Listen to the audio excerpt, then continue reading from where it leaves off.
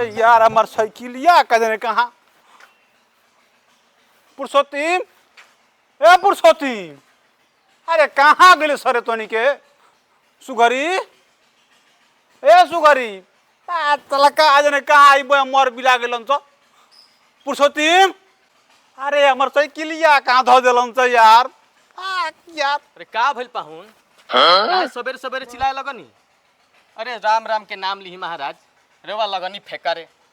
अरे दतवन कुला करी चाय पी चली चली ऐसा माना सुनो तार चाह या पानी गइल भाड़ में ठीक न पहले हमारा कहीं बताओ कि है जे हमार साइकिल खड़ल है का बोल। अरे आतना काहे पिन पिन आतानी महाराज।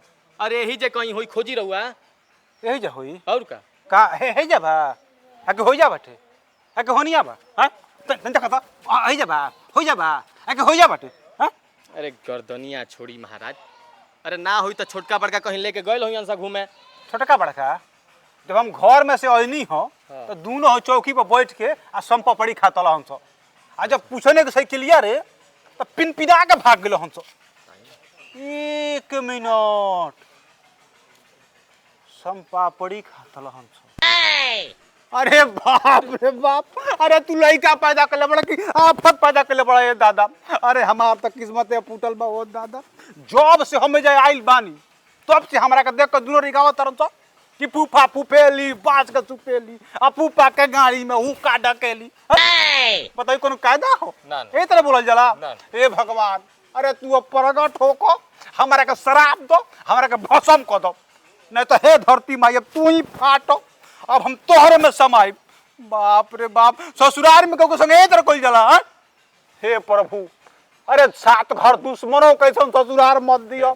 बाप रे बाप ओ अरे का भइल पाहुन कुछ बताइब कि विविध भारती नियर गोबर के खादे बनाइब खाली। अरे बतावे खातिर कुछ बाकी बताई हां तो हर लड़का हमार साइकिल बेच के असम पपड़ी खा गलन तो ससुराल में कोनो दामाद के तरह स्वागत होला। हां हमारे इतना निमन साइकिल रहल हमारा बाबा के आखिरी निशानी रहल एकदम पानी मतीन चलत रहल एक पौड़ी मारत नहीं कि ना तो सर देने 4 लाख जात रहल। अरे वे तो हमार हाथ गोड़ रहल उसे हम कहाँ कहाँ ना चल जात रहनी बाकी तहार ऐसा दैतर लड़का बनन तो ओकरा के बेच के असम पापड़ी खा गलन तो बताओ ई कोनो कायदा हो। यही जर के दामाद के सेवा होला ससुरारी में हां। अरे बोला बा कि गुम हो गइलो का जी का भइल काहे हमार भैया पे इतना चिल्लातनी मने रौरा के 100 बेर हम समझा चुकल बानी कि खाली हाथे ससुरारी ना जाइल जाला। अरे कुछ मोर मिठाई फल फूल ले लेती पैसा ना रहल ह तो 2 पैकेट बिस्कुटे ले लेती बाकी ना खाली हाथे चल देनी ह। अब बेचारा लइका कहत से सुबेरे से कि फूफा आइलन तला फूफा पतलन आ लइका हवसन कुछ आगम ना देखलसन तो साइकिल बेच के सम पपड़ी खा गइलसन। अब बेजुआ का बैठल बन चली भीतर।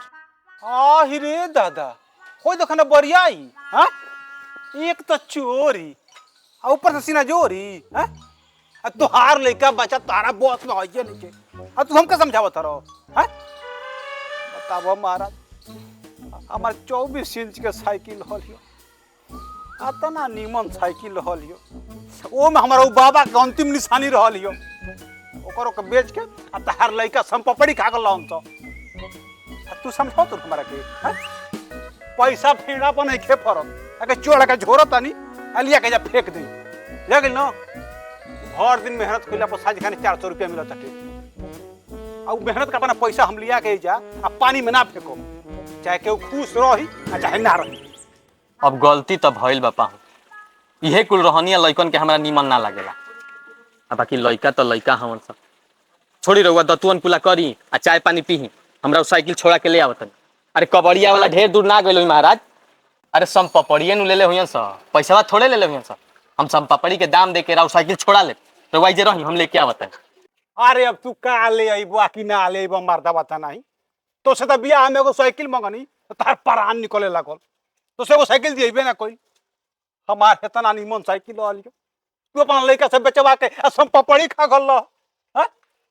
मर्दा बता एगो बात तो सुन ले पुरुषोत्तम हम साइकिल लेले बिना मानब ना अगर साइकिल ना मिली ना हम साइकिल डाल ले बाकी ले जरूर तारा से हम तू कौन से हमार साइकिल लेके आवो हमार साइकिल ना मिली कि ना हम एजा धरना पर बैठब, भूख हड़ताल करब, अपन जान दे देब ताकि साइकिल ले जरूर हम। आ अपन दिनवा भुला गेल का? डाल पे एगो निमन साड़ी तो चढ़ले ना रहे, नहीं एगो गहना, तो का तारे के हाथी घोड़ा दिया जाओ? कौन लायक रहला तू? बोला भैया, कहीं जइला के जरूरत नहीं है, नहीं कोनो साइकिल खोजला के जरूरत बा। देखा तो नहीं कैसे धरना पर बैठा तरन। अरे सुघरी, अरे तू हमार में हर यकीन कर रे। अरे एको बेटा हमारा ओर से बोल दे, तू काहे तांडव करत तारी? हमारे इतना निमन साइकिल है, तोहनी का मिल के बेचवा दिहला छ। देख तोरा हमारा संग रहे के बगना सोच ले, खाली तोरे जब गुजारा होई ना, साझे बिहार में तोर भौजाई तोरे झूठा में हाथ लगा के घर से बाहर निकाल दे। यही से कहतनी तू अपन तनी मुंह बंद रख, तो बहुत बाउर हो जाई। ए पहुलवा काहे जीव छोट करतनी महाराज? अरे महाराज बेकारे नु परेशान होतनी रहुआ। साइकिले न ले कि केहू के जान उन ले, तनी हमके गोड़ हाथ चलावे दी, तले जा बैठ के फराउठा और खाई, तले हमरा और साइकिल के इंतजाम क के आवतन। ना पुरुषोत्तम, जोले हमार साइकिल हमारा आँख के सोझा आके ऐसा खड़ा ना हुई न, तले हम तारा दुआर पर कांच पानी ना पियब। और तू इहो जान लियो, हम मर भल ही जाई, बाकी फिर कबो दुआर पर न अपन लात ना लगाई। एगो बात जान लो, जौन तू अत्याचार हमारा पर कोइले पड़ो ना करौले पड़ो, वो जान बूझ के तारा का माफ ना करब कबो हम, एकदम हम कबो ना आइबे जा। अरे तो ये कोनो मंदिर मस्जिद धर्मशाला है कि रोज आके माथा टेकल जरूरी बा? नइखे मन करत तो मत आई, मार क बही से एक ही बात के माथा फेर रहल बानी। तनी शांत रही, गांव भर के जनावल जरूरी नहीं खे। चली बैठी, पानी पी आ तनी अपन खोपड़ा ठंडा करी। लो देख लो देख लो, ये बोले का सहू हो? हां ये सिखला पानी का तू आज ले? अरे 5 बरिस से रउए की हनु रहल हिय, काहे ना निमन बुद्धि सिखा देनी ह? अरे बाप रे बाप, अपना कपार पर के विपत उठा के हमारा कपार पर धो दियल। ओकरे बाद हमके तू सिखावत रह। देखा पुरुषोत्तम, तारा हम साफ साफ बतावत हन, हम के हमार साइकिल चाही, अगर ना मिली न तो हम डांड ले कुछो करब। अगर हमार साइकिल ना मिलत तो तारा दुआर पर रसरी से फसरी लगा के अपन जान दे दे, तारा दुआर पर हम बरहम पूज जाए तारा से। ना ना पाहु निकुल मत करी, रुआ हमके आधा घंटा समय दी, आधा घंटा मेरा और साइकिल राउ राखी के सोझा रही, ठीक बा? आ तू आइल बड़ नहर तो बड़का भाई के पैसे जरूर बना तू। हाँ हम जा मत, तारा हमारे के चले के बटे। अब चलो गाँव में, तब तारा हम हजामत बनावत हन। तारा का हम हरदी गुर ना पियोनी की ना, तो हमारा मुरारी ना होना। देख ली हो, हाँ देख लो भैया, तो हनी होलो ससुरी जाए के हुई न तो खाली हाथ मत जी होलो। हमार तो खाली साइकिले पे चले बड़न सो, इस सुताला में कोनो ठीक नहीं खे, किडनी गुर्दा मैं बेच दी हन सो, तो तनी सो जगह रही होलो तू होलो।